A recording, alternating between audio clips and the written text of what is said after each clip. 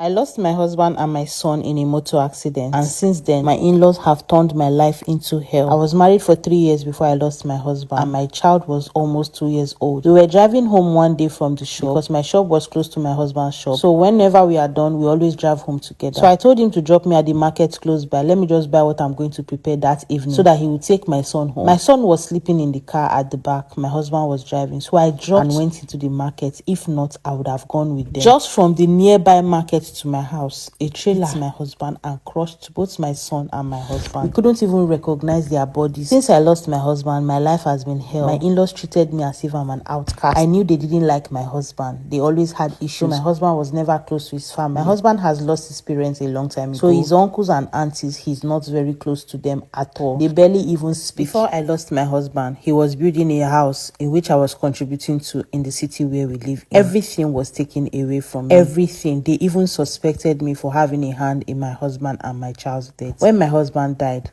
I saw hell. My in-laws treated me as if I was a slave who stole money from the king. There is absolutely nothing they didn't do to me. They seized practically everything, even my clothes. I didn't leave my husband's house with my wigs. Nothing. Absolutely nothing. During his burial, it was hell. They didn't even think that, this woman just lost her husband. They started accusing me of all sort of things. They cut his fingernails and tied it to my clothes, asking me to sleep with it for so many days. If I had a hand in my husband's death, if I did this, if I did that. Before I lost my husband, we were staying in a rented apartment. You will not believe that even this rented apartment was seized from me. I took the key to the village. It was with my sister and my mom.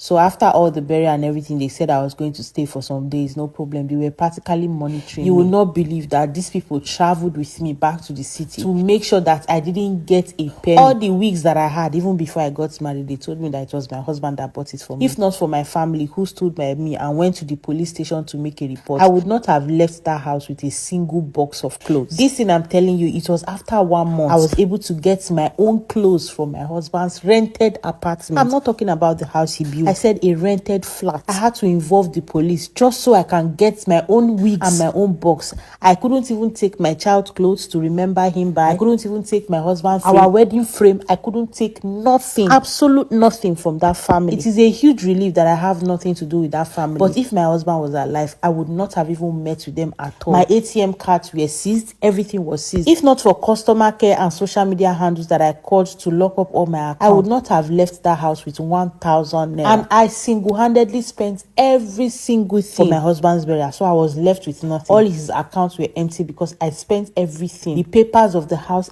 I left that house with absolutely nothing. Please and please, if you are getting married, it doesn't matter if they don't like you. If your husband comes from a family that is wicked, please run away. Anything can happen. What I went through in my in-laws' hands, I do not wish it for my enemy. They were so evil. They were so wicked. And I am 100% sure they had a hand in my husband's death. Because why on earth would they treat me like that? If not that they wanted to take everything away from him. He was building a house just because they heard about that. They killed him for nothing. They took my child along with him. This is the most painful part. I have not been able to move on. I have not been able to do anything. I am just finding my feet. My husband was the love of my life and I don't know where to go from here.